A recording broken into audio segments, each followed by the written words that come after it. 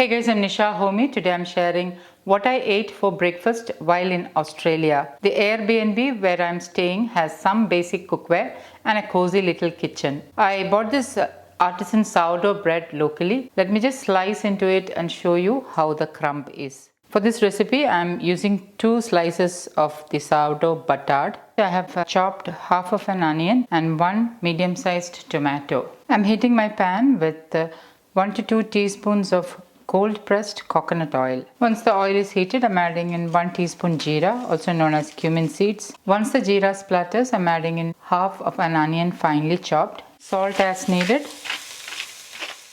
Give it a stir and allow the onions to become transparent or light pink in color.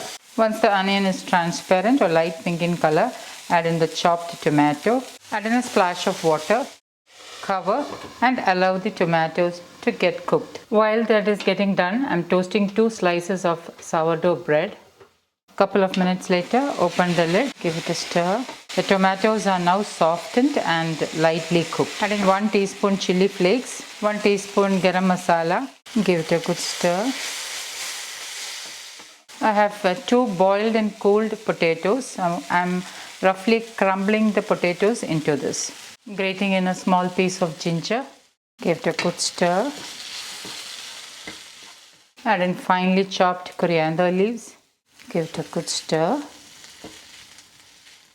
Freshly ground black pepper powder as needed. Some extra salt and give this all a good mix.